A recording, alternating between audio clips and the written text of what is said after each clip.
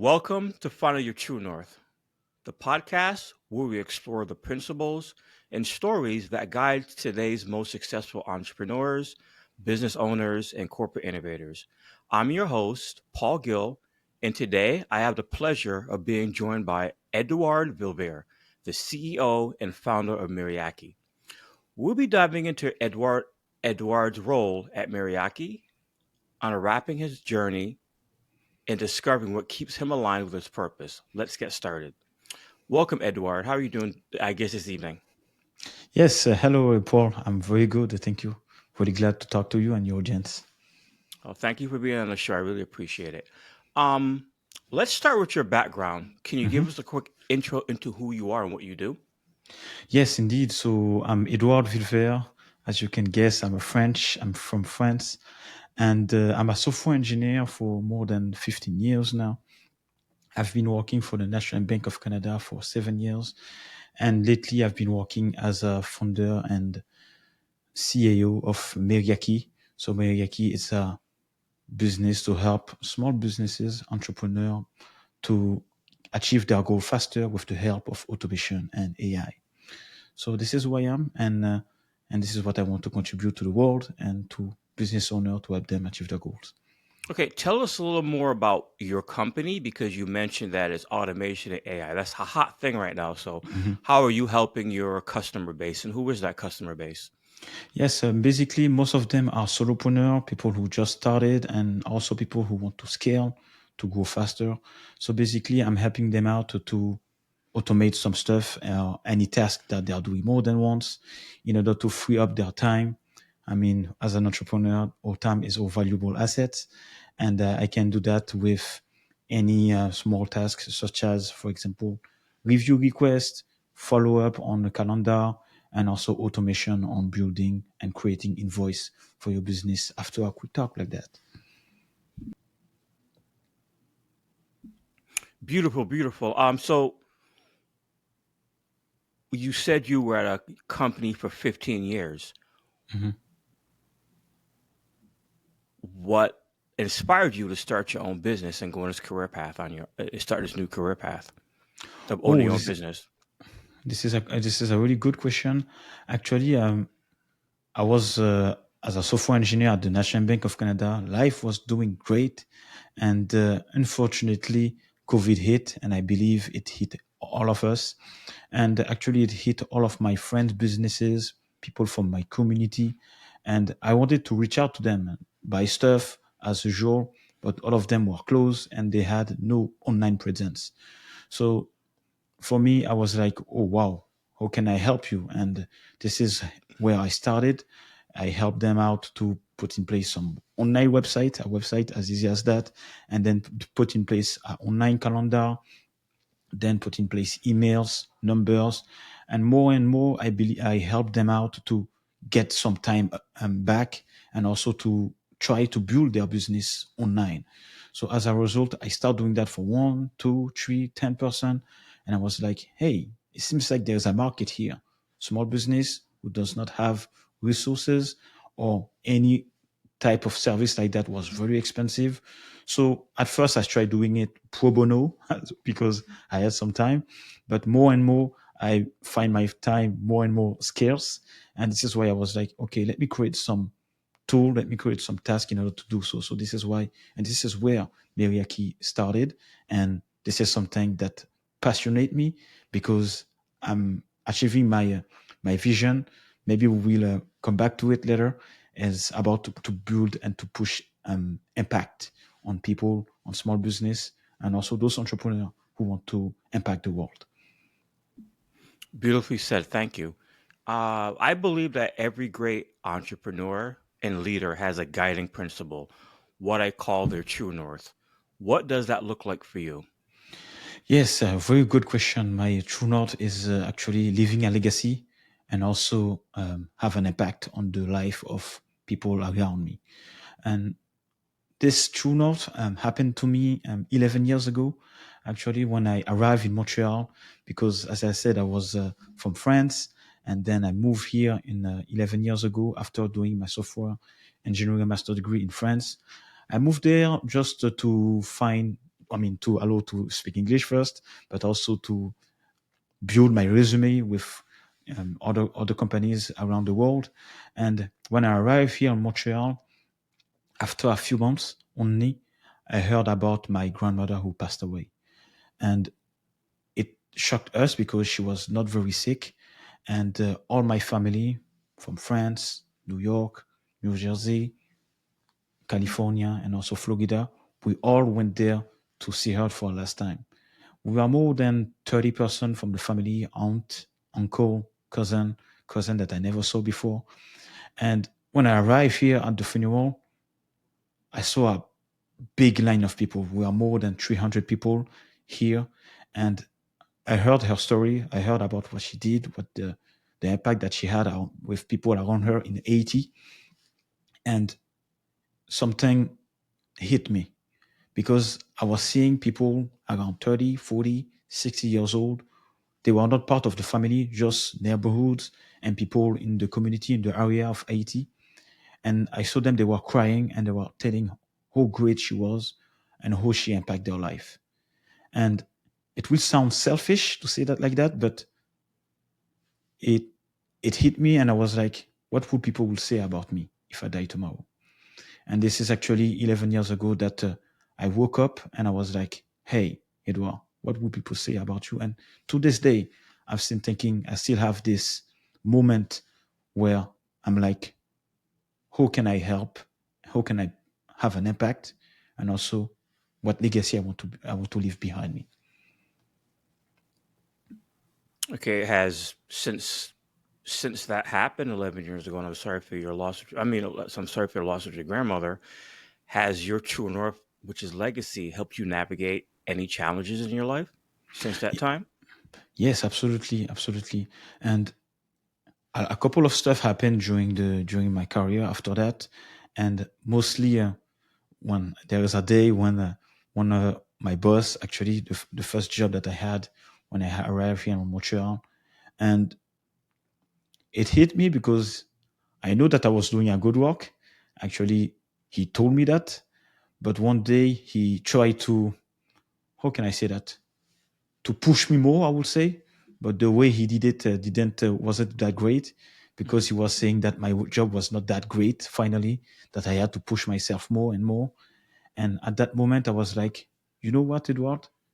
You are impacting the life of this guy, this company, but which life are you impacting? And this is one moment what I was like, you know what, Edward? You have to, how to say that? Be more selfish to build myself in order to build other people. And at that moment, I was like locked in, building myself and working on my shyness, working on my limiting belief, working on my work, my craft, my experience as a software engineer, building my communication, my leadership. I joined Toastmaster. I'm sure people around you in your audience know that club, and I've been walking and walking and walking, and I think that was the tip who pushed me to say, hey, you know what, Edouard, go to that legacy, go to build that impact, and you have to work as selfish as possible in order to have something valuable and to help people around you. It sounds like that at that point you figured out who you were, and Exactly. you found some purpose, right? Exactly. Yes. Yes. Beautiful, beautiful. Yeah. Uh, what's one key piece of advice you'd give to entrepreneurs starting out? Wow. This is a really good question, and actually, this is a question that I'm always find myself giving that advice because I've been helping also the youth on my church, people, youth around 18 to 25, helping them out to navigate the world, navigate their faith and everything. And there is like three pieces of advice I can give to them. Is like to be passionate, to have a vision, to be a visionary, and also to be, how to say that, to be a scientist, if you allow me to see that word. Let me explain. Passionate for me is like finding what you loved when you were a kid. And as a kid, I love to do Legos. So I love to building stuff I mean, from small blocks, and you can build something huge, something magnificent. And I'm sure few of people on your audience play Legos with their kids, or they used to play Lego. And there is some blocks, they don't look like something meaningful, but when you put them together, it can build a house, or in myself, it can build computer software, some anything. So find yourself your past, what you loved, do it now, but also try to think what you want to leave behind you, and from what you know, you from what you loved, you used to love, somewhere you want to go. Try to at the present moment to do that right now, as much as possible, and with as much of energy as you can. Not energy with joy only, but just because you love doing it, just because it is yourself, it is what you truly like. I don't know if that makes sense. So to find the passion about what you love. The second thing that I can say about it is visionary. And I know that all of us, we have three parts in our brain. We have the first part, the reptile part, who has the fight and flight response. Try to not live in that part. We have a second part in the brain who is who want to stay in autopilot. Okay, who just want to do the same thing as before, the same thing as our parents, the same thing as we told us at school, the same thing that the people, the leaders around us told us. This is something that can be a good thing, but also a bad thing. If you do the same thing as before, you will not grow. But if you try to discipline yourself to do what you should be doing to achieve your goal, this is what can help you move forward on your vision. And finally, the third part of your brain, that is love, empathy, creativity. This is something that you should tap on in order to just do the passion that you said you had before, and try to achieve that in different way, with love, with empathy, and also to leave something behind you. So passion, visionary, and finally scientist.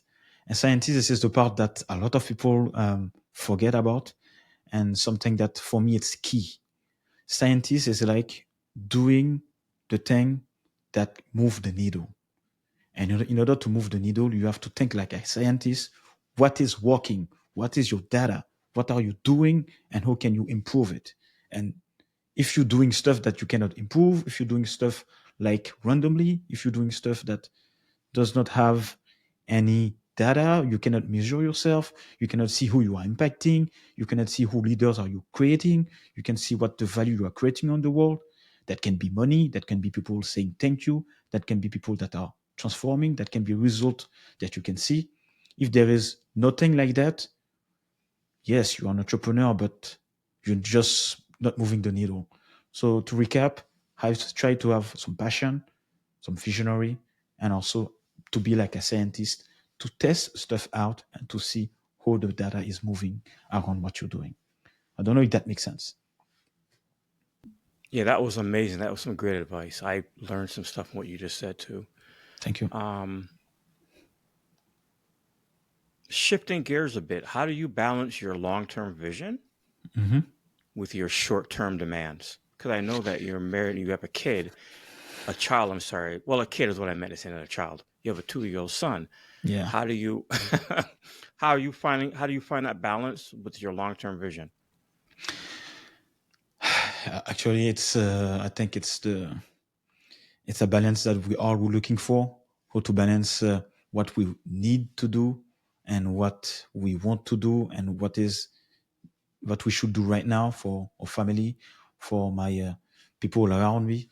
And I don't have any specific advice about that. It's like try to communicate to people around you what is your vision, why you need to achieve it, and try to balance it out. I know sometimes it can be balanced, but sometimes you will have to move too much on your vision. Sometimes you will move too much on your family and forget about your vision. But I believe that you should always try to, of course, enjoy the life that you have right now, and helping people that you have right now, the people that you can help, but also to think about the biggest vision that you have. And what I can say to add about it is, in either case, you have to do some sacrifice. And the piece of advice that I can give, and also I am giving to myself also, if you don't sacrifice small things, you won't be able. You are sacrifice. You are making a sacrifice on the bigger things. So be aware that whatever we are doing, you are doing making a choice, making a choice for the small things. I'm not saying taking care of your family is the small things, but maybe your vision is the bigger thing right now. Maybe your family is the bigger thing, and whatever it's you're at your life right now. But be aware that you are either sacrificing the small things, your pleasure, hobbies, or you're sacrificing your biggest goal, what you want to achieve, your vision. So think about it every time that you're doing anything, when you're planning your day, when you're planning your week, when you're planning your year. It seems like it's a daily choice. Yeah, yeah, absolutely, absolutely. Having that vision of whatever empire you're trying to build with your company, Meriaky, having then the seesaw more as like a seesaw. One minute that's gonna be up, but then family may be down, but then the family needs to be up and the business needs to be down. So Yeah. yeah, yeah. Uh Looking ahead, what's next for you? What's your next big step in your journey? This is actually a good question. Right now, I'm building a team. I'm building a partnership with people that has the same vision as me. Not only money. I know that we're all looking for it. That's something that, for me, will happen if you try to bring value to other people. And right now, I want to, with myself alone. I mean, I'm not really working alone. I actually work with my brother, my small brother. I believe you have met him when we met together, actually. And I'm working with him, but I feel like the time is never enough. And I feel like I try actually to do client acquisition, doing marketing, doing sales. As an entrepreneur, you have all those hats. And I was blessed to find someone who is a good partner who can help me out on the marketing side, someone helping me out on also the acquisition part. And for me right now, what's next is, how can I leverage my time? As you said before, I have to take care of my family also, but how we can leverage my time with the biggest person who has the biggest skills in order to move the needle faster with Meriaky and to actually bring value to our clients.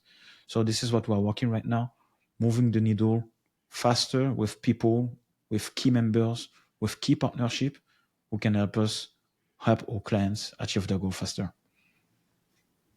Yeah, I understand. Trust me, I understand. This entrepreneurial game is truly a game. Yeah, it's a never-ending game actually. Just not just like sitting at the job and doing the same thing over. You're constantly having to do different things, wear different hats, and it's a fun game, but it's sometimes frustrating. Mhm, mhm, mhm. So I have something that I call the True North Lightning Round. I'll ask you a series of questions Mhm. and answer with the first thing that comes to mind. Okay, sure. Okay, you ready? Ready? Okay. What's your true north in one word? Legacy. Okay. One book that changed your life. Fountainhead and Rand. What was the name of the book again? Fountainhead. Fountainhead from Ayn Rand. Okay, okay. Uh Interesting. How'd that change your life? It changed my life where I was, it allowed me to be more selfish, actually. I don't know, there is that guy who is like an architect. There is two architects in that book. One who is is pleasing everyone, doing what everybody likes, and the other one who is doing what is the true nature of an architect, doing what is necessary for the purpose of the house or the client, and not doing what everybody is saying. So yeah, it allows me to do my craft and to bring value to my client with the real value, not pleasing people. I don't know if that makes sense. Yes, it does. Very good. Very good. If you had to start a new business today from scratch, what industry would you choose? I think it will be coaching. It will be coaching. I love to coach people. I love to help them out, break their limiting belief that I had to break actually myself. So I will say coaching. Okay. Best piece of advice you've ever received? Actually, I received that piece. I mean, should I be concise or can I go? I can. Okay. No, The you can best. tell me and then elaborate. It's fine. Okay. The best of advice I received. Actually, it was when I was back in Haiti after the funeral of my grandmother, and my uncle told me that is, Edward, what are you doing with your time right now? And I was like, I don't know. I'm working. I mean, at that time, I was not as intentional as today. I was like, yeah, I'm living. I seeing some friends, and yeah, I'm working. And he told me that you have to be more intentional with your time because he told me that he asked me actually, what is your rate right now? Was at the time it was like 25 or something like that per hour, and he was telling me that during a week you're working for 40 hours, and then you have 40 hours of whatever you're doing, and then the rest is sleeping and eating. And he was like, you see that 40 hours, if you work at it while you're working, you can move your time or you can move your value more faster if you commit to be intentional, to study, to work more, and you can basically multiply per two your rate. And at that moment, not I believed, at that moment, I just start reading book, and then more and more, I start to be more and more selfish with my time in order to improve my value. So the piece of advice is be selfish and just take the time to build yourself in order to be valuable. Very good. Last question. If you could have dinner with any historical or business figure, who would it be? This is a good question.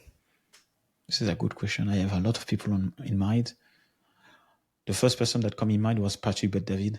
I know this guy is really moving on different direction. I will say this guy can help me be more intentional, more focus, and also help me out on balancing with life, work. I believe he has like 4 kids. I don't know who he is able to do that with all the things that he's doing. I think you could help me out with that. Oh, Patrick David, Valuetainment guy. Yes, exactly. Yes, Okay. Patrick David from Okay. Valuetainment. Yes. All right, sweet. So this has been an amazing conversation. Thank you for taking the time to meet with me today. Where can listeners connect with you and learn more about your work? Yes, absolutely. They can reach out to me with my YouTube channel, just started, Edouard Vilver. They can reach out also with on my website, Meriaky.com. And if they want to reach out and book a meeting with me, it would be Edward@Meriaky.com. Okay, thank you. Well, thank you again for sharing your wisdom with us today. To our listeners, if you enjoyed this episode, don't forget to subscribe, leave a review, and share it with someone who would benefit. Until next time, keep pursuing your true north. And Edward, thank you for being on the show today. Thank you very much, Paul.